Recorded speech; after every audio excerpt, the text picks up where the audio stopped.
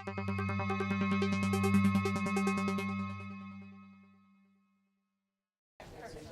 right, good afternoon. Thank you guys so much for joining us.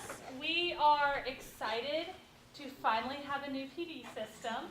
And one of the great parts of this is we really got to customize a lot of the features in this system. And we're still figuring out what buttons we want and don't want. And the team, Talent Ed, has been incredible to come alongside of us to do that. So today we are focusing on, you guys are going to begin the rollout our course creators. So really diving into the system and looking how to put courses in. This is a very open, fluid training, so questions please ask. How this works in your school, we want to get that feedback and see how we can adjust to make sure that we make it most beneficial for you guys. So I am going to turn it over to Sarah, and she's going to get us started. Good afternoon. I almost said good morning. How's everybody? Good. Do you want a sign-in sheet? We have a new sign-in sheet. Okay. We can sign it at the break. Yeah. So I'm going to start us out with a little puzzle because I feel like after lunch you're kind of needing a brain teaser. I know you all want it. So here it is. How many squares do you see? Just yell out when you have an answer.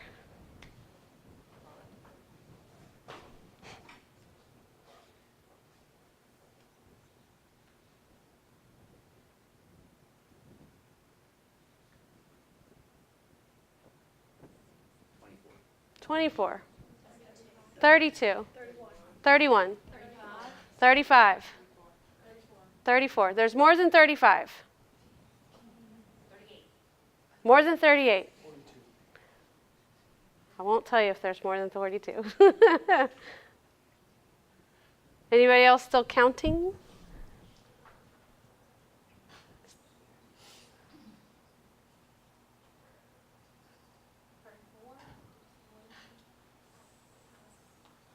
More than 38. That's where we got to. Are you ready? No. Oh, okay. See, that's why I always ask, because there's always somebody that, no, I'm not ready. 40? Is that what you're saying? 40? 43. Okay. We had a 42, a 43, a 38.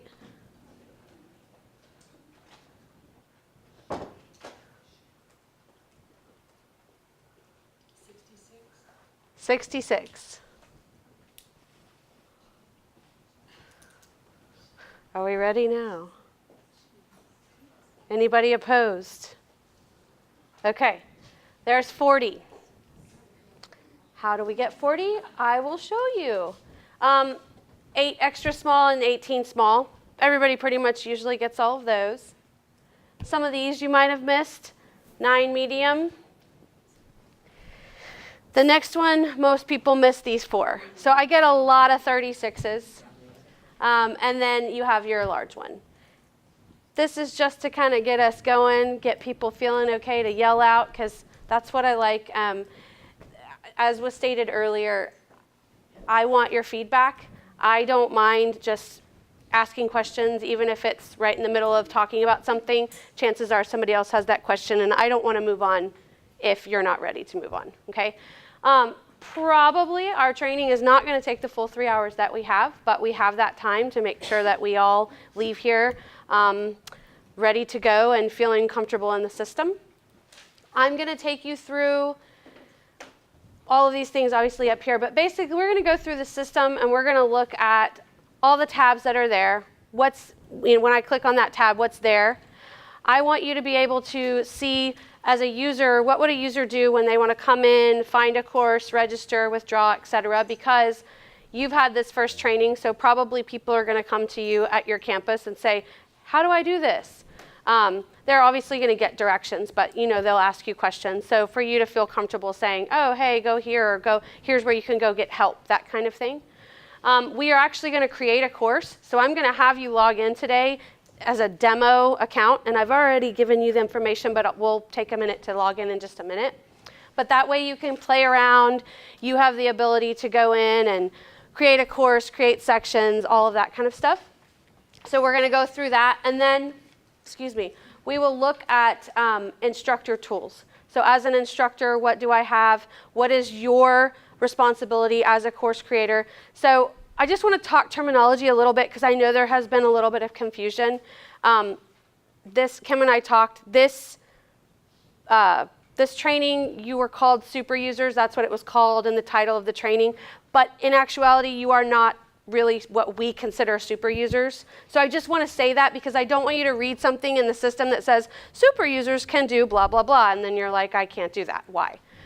Your super users are really the three ladies in the back. They are kind of that highest level. They can go in and make changes in the system, that kind of thing. In our system, your role will be called course requester. Okay? So anytime you read about a course requester, you'll know that that's what you are and the things that you can do. So with that said, let's go ahead and get logged in. This information is also in your packet. So as we're working through everything today, I pretty much have put a page in for everything that we're doing. So you'll see here above the agenda, you have this login information, and then every page after that has some notes or screenshots, etc., and then has places for you to actually take notes. So you don't have to write every single thing I'm saying. You actually have a lot of that information here in your course packet. So if you'll go ahead and get logged in, if you for some reason don't have a computer today, it's okay. If you want to look on with your neighbor, that's totally fine. Just want to make sure that you're able to get in there and see what we're doing. So I'll give you a few minutes to get logged in.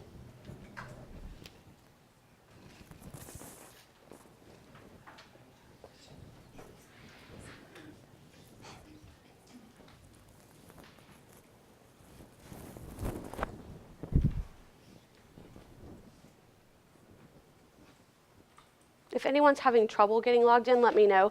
And I'm sorry, I just meant to say this. You want to use a Chrome browser, and I apologize if you already started in something else. But a Chrome browser is going to work the best.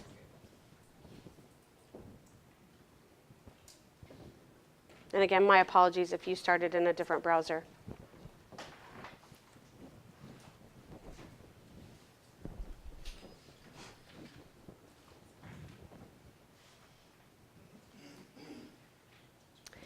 At the end of this training today, I'm going to go in and delete everything that we've done. Okay? Couple of things with that. Even though I'm deleting everything we've done, today when I say add a participant or add an instructor or add somebody, don't add any real people. Okay? So if you find somebody's name, don't add them. You want to add, we have tons of training accounts in the system, and you'll be able to easily add those people. So I'll show you how to do that. So that's one thing to note. Just try not to add anybody real. It's not the end of the world, but we would try to avoid that. Secondly, this demo account will be available for you basically until you go into the holiday break. So you can play around. And again, we would ask that you just don't use any real people when you're in there manipulating things, trying to create courses, etc. Is everybody logged in? Awesome. So let's get into the system.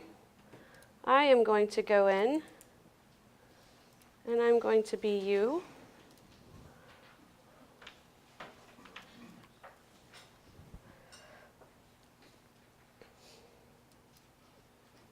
Okay. Oh. I don't know why.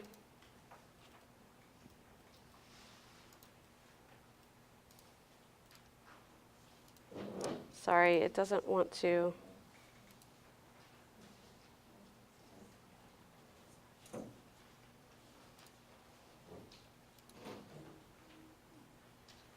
All right, let's try it now. My apologies. My screen likes to do this sometimes. Okay, here we go. All right. So you should be in, your screen should look very similar to mine. You do not have that orange bar that says stop impersonating. But you are in as a requester. So you are in as a course requester, which is what you will be in the system. When you log in, you may have a few less tabs than you see right here, and I'll explain that. But basically, every person that logs into the system has a certain role, right? And that role determines what tabs they see, okay? So you may log in, and there may be someone at your school that logs in, and they won't have as much as you do, or maybe they have more, depending on their role. And so just note that as you go into the system, not everybody has the same thing. Now, everybody does have the first 6 tabs that we have here, and we're going to go through those, and everybody will have those. But then there will be additional based on your role. Super users have way more than anybody else, and so forth down. So let's just start here. You're always going to log in, and you're going to be at the home page. You're going to see in the top right-hand corner your name. So normally it would say your actual name up there. To log out, you simply click on your name and log out. Let's go to the Courses tab. So as a user, I'm just a user. I'm not a course requester. I'm not an instructor. I'm just coming in. I want to register for some courses. This is where I'm going to spend most of the time looking for things, is in this Courses tab. So you'll see the first thing you see is the course search channel. We call all of these little individual rectangles channels, okay? And I say I want to use that terminology because when you go look for help, if you read that, I want you to know what that means, okay? I have a couple of different ways I can search here in this course search channel. First, I can type in some kind of search term and simply click search. If there are any courses that have that term in that title, then they're going to come up in my course catalog. So right now you're looking at my course catalog, and obviously there are no courses that have that particular search term, okay? I like to always point this out. So you'll see up here, it pulled over that search term that I put on that course tab, or that course homepage, into my course catalog and left it up there in that search bar. You must take that away and push enter to basically get rid of it. A lot of people try to take it away and then they go do something else and they don't push enter. And I know that seems really simple, but I can tell you I've seen a lot of people get very frustrated over that, so I wanted to make sure and show you that. So if you have something up in that search area, you need to make sure and delete it and push enter so that then you can see everything. So it stops filtering on that search term, okay? So that's one way that I can search my course catalog. We're going to come right back to your course catalog.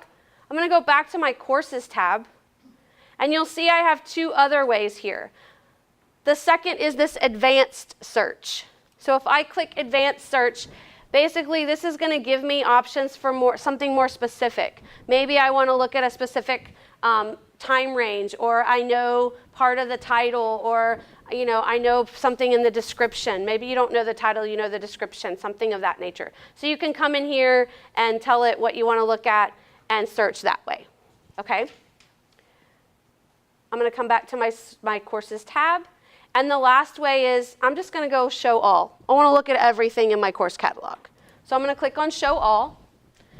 Your course catalog is very similar to the tabs that you see. It depends on who you are, what site you're connected to, etc. Most of the time, everybody's going to probably see the same thing because the way that your super users, I call them superheroes, are setting everything up, they want you to create courses and make them available to the district, right? If that's something that you need to alter, that'd be something to discuss with them. But it probably won't be very different, but it could be. So I could see something that somebody else might not see. I just want you to understand that that might be the case. When you're here in your course catalog, you're going to see this is an instructor-led course, and that's what we're focused on right now. Here's the title of my course. And the way that our courses are set up is you have a course, and within the course, you have to have at least 1 section. Now, you could have multiple sections. It depends on what the offering is you're giving, right? Each section has to have at least 1 class time, but could have multiple class times. Now, I'm going to say this a bunch of times today. We're going to look at it when we create your courses, but I say it once in the beginning because you are going to be able to say, what's my preference of how I want to set this up? How is it going to work best for the users who are signing up for it? Okay? So think about a college course. In a college, you have the course. Then let's say the course is algebra. Then I'm going to have two sections. I'm going to have Algebra 1 and Algebra 2. And for Algebra 1, I'm going to offer it 5 times, 5 different class times, right? In college, I sign up for the class time. In this system, you sign up for the section. Okay? And the reason I'm really trying to kind of pin that with you is because you may only want to do one section, one class time. Because if I sign up for a section and you have 5 class times, then I can go to 1 or all 5 or 2 or 3 or whatever. I'm going to show you how you can manipulate credit based on their attendance, but I want you to just be thinking about that. So I'm going to say it one more time. You have your course. You have to have at least one section and one class time for that section. You can have multiple sections and multiple class times. And again, we'll look at that. I will keep saying it, and we'll keep discussing it until everyone leaves here with a good understanding of that structure. Okay? Any questions on that so far? Okay. So here's my course, and here's the section. This person only created one section. So I would only have the option to sign up for that one section, okay? I can click on this course title if I want to, and I can go get some more information about that course. I can get some information about the section or sections, okay? Notice here, see all times. So this course is offered at 2 different times. There's 2 class times for this particular section. If there was additional information, I could see that as well. I'm going to go back to this courses tab and go back to my catalog because I want to show you a couple things. Notice that you can see the course description here right on this first page. And I like to point that out because when you're creating your course, think about that fact when you're doing your description, because as a user, when I go in and I'm looking through the course selections, it's going to be real nice if that description tells me easily, oh, hey, what's this course? Oh, I want to sign up for this, right? If I have to go clicking through, chances are I'm going to skip it and go to another one. For the section, you don't have to click out of here. You could simply click on this little eye, and it will give you some more information about that section, even showing you those times. So you don't necessarily have to go off of this page. Once you decide, okay, I want to register for this section, you just simply come straight over here and click the register.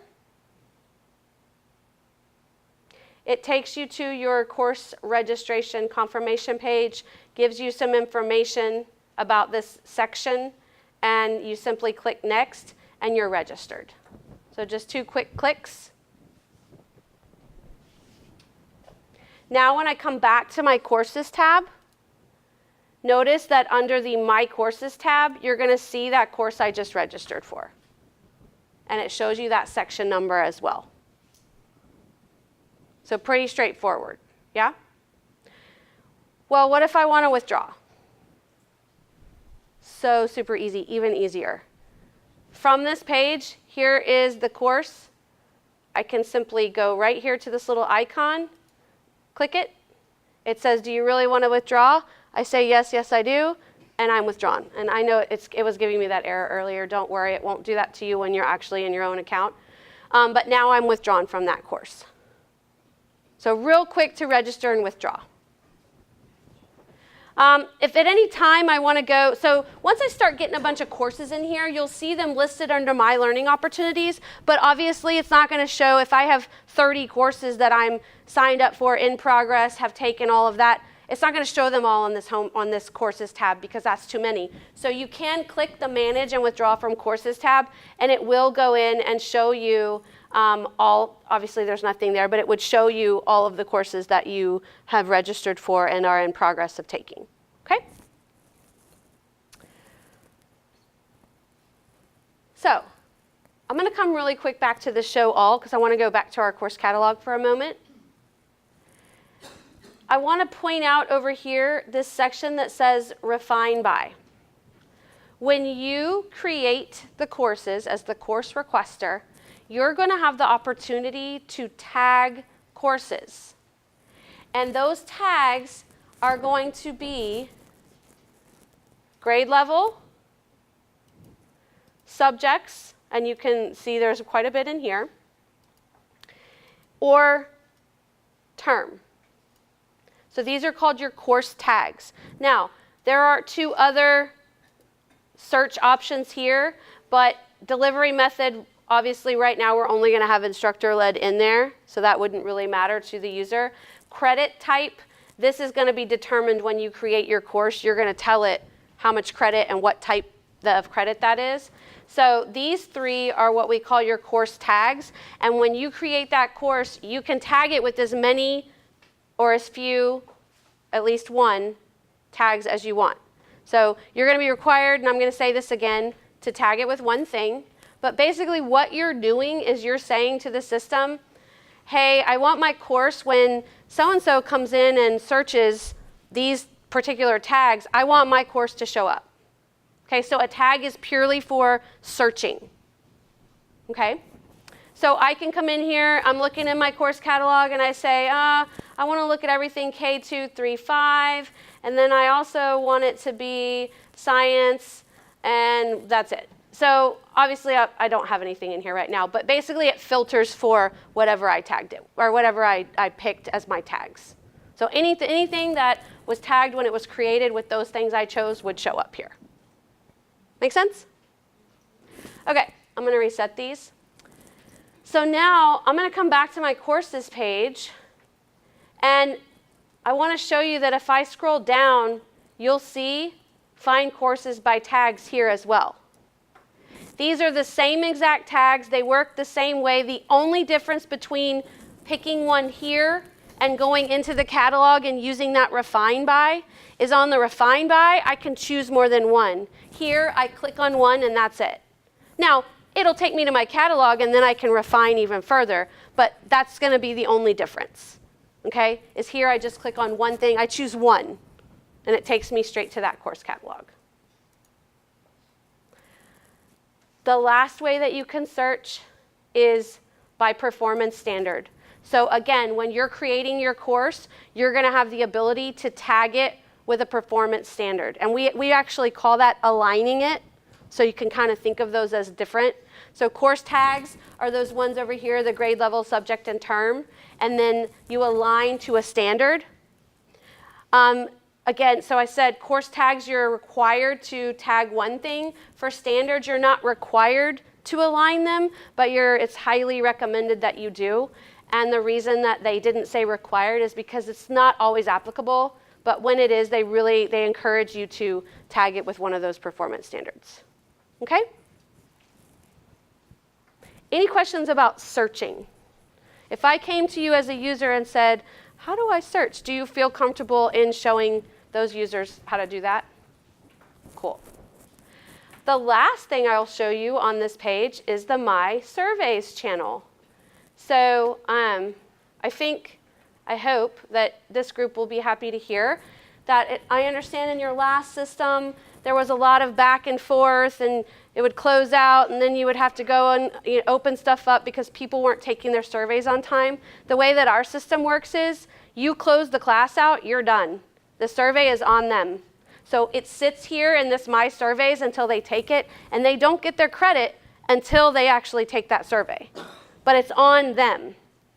You as the instructor or as the course requester, we got a new button added today, so you also have a button where you can send reminders to people who haven't taken it if you want. That's if you want, but you don't have to be responsible for that. The system will send them a certain amount of reminders, but again, it's on them. So there's no, you take attendance, you close out the class, and you are completely done. And you'll see that when we look at the instructor tools. Are we feeling a little bit more excited? Yes. Okay. All right, I love it. Okay, are there any questions on anything on this courses tab, anything about the course catalog? Feel good? All right, let's move on. We're going to look at your transcript tab, and notice that there's also this button, My Transcript. Additionally, if I was in the Manage and Withdraw Courses from Courses page, there's a transcript tab there. They all go to the same place. So I click on the Transcript tab, and it takes me to my transcript.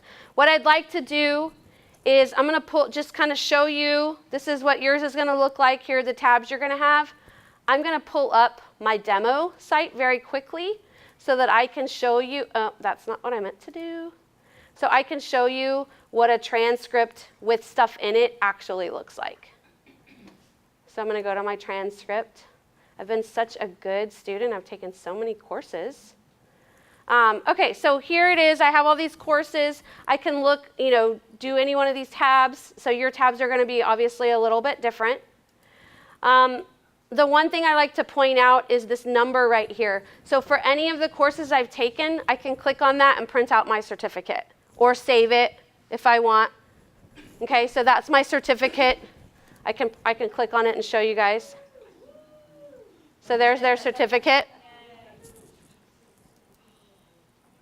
And so I can manage my own transcript. This edit print layout won't be there, but I will be able to email or print this particular page if I want. As well, I have a running total at the bottom of how many total credits do I have, where are they, what are they aligned to, which type of credit, etc. So again, yours looks a little bit different, but it'll generally be kind of the same thing.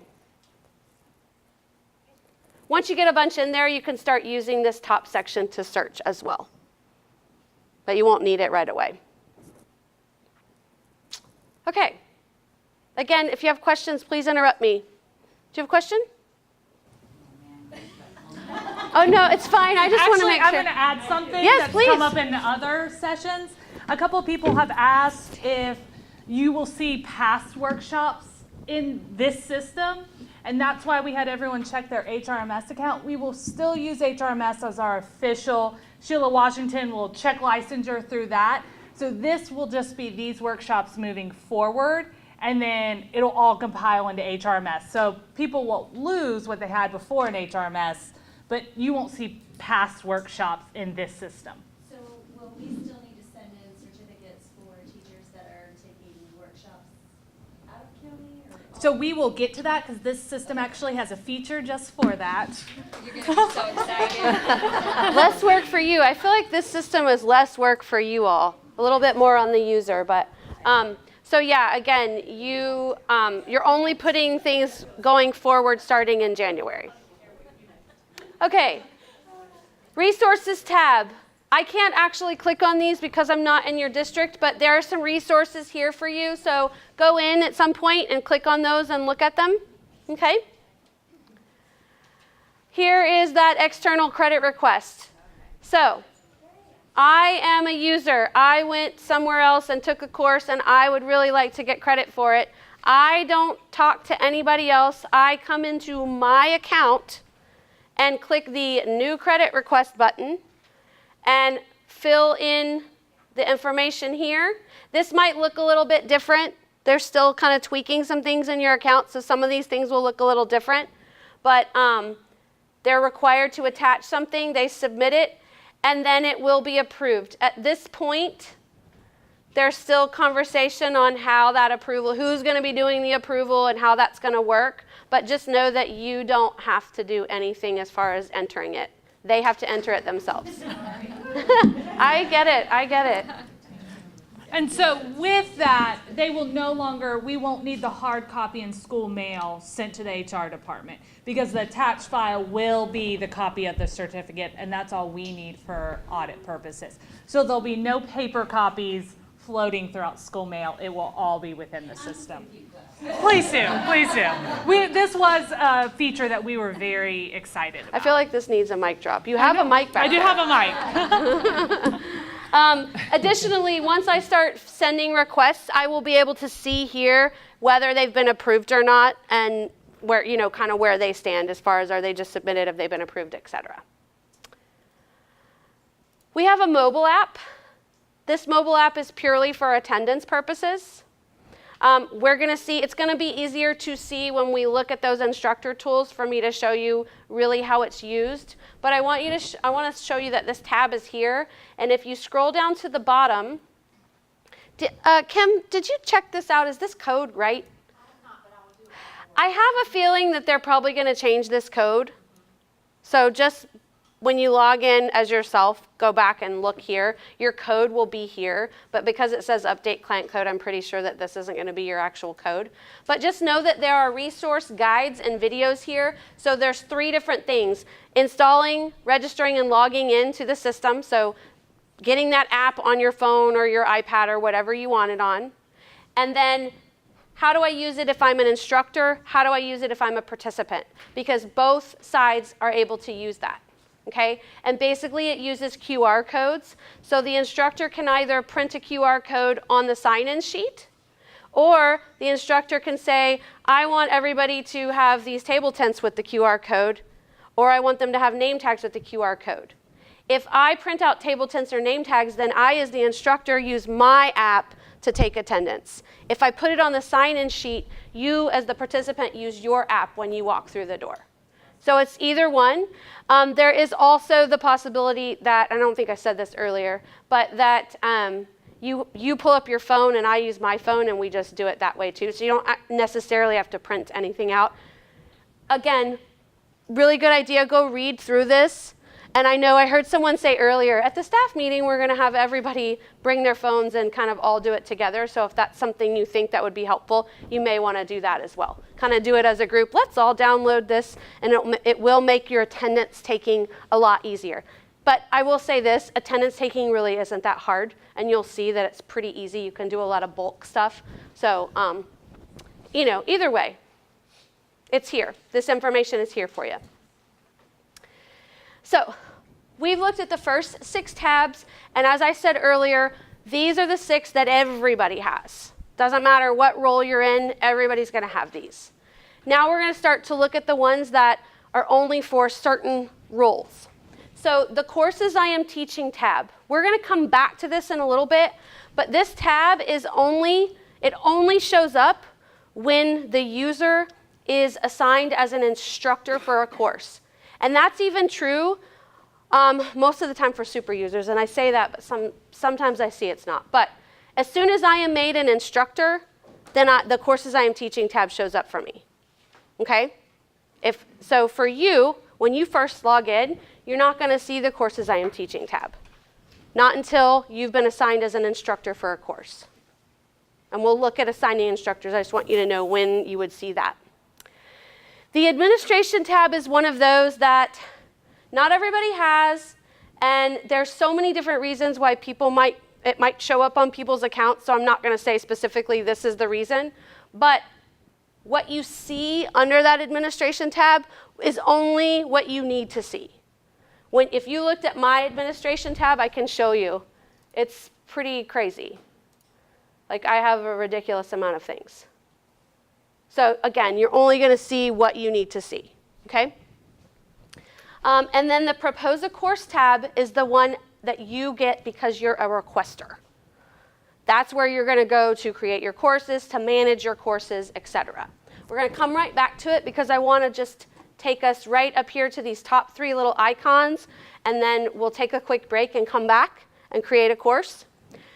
So this little envelope is your message, it's your message icon.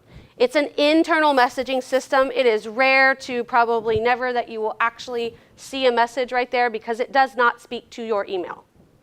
Now, your superheroes have a way of sending out messages to both email and internally, so maybe you'll see that sometimes, but generally everything will come to your email, okay? If you have a message, you'll see a little number, and you just click on it, and you would go click on the message. The next icon over is the calendar, and it's my understanding that a lot of people in this district probably will be using this calendar over the course catalog, which I totally get. I'm a calendar girl. Notice that the third, and the 6th are both links. That just tells me right now that there are courses available on those days. But I can also click on the full calendar to see the full calendar if I want. There is a key up here at the top. One thing that's not there that might be there in the future is blackout dates. So they have the ability to say, we do not want any PD created on these dates or this one date or whatever. And if there are dates like that, there will be a little black square and it'll say blackout dates. So you would be able to see those on the calendar, okay? You'll see that I'm looking at this from I forget what we call it, and I'll just click on this and then I'll tell you. But I can also look at it from the list format. What does it show? Month view, thank you. So on the list format, I can see the same thing. It's just in list format. Either way, I can come in and I will be able to see the course name, the section, the title of the section, because this is one section, right? And then I'll be able to see the description. I can click directly on that and go register for that course from that calendar. Okay? I'm going to come right back to the calendar very quickly. Right now, this calendar does not talk to your calendar. Now, with that said, the system, they have updates, I believe, quarterly in our system. So every end of every quarter, you will see when you log in a little pop-up that says, we have some new features. And it will tell you what the features are. There's almost always a video that goes along with it. And it's just a quick, this is how this feature works, or this is how you do this. I would always encourage you to watch those. And I'll show you another place you can find them if you can't watch them right at the time that you're logging in. But I would highly encourage that you watch those. There will be an enhancement or I guess it's an enhancement request.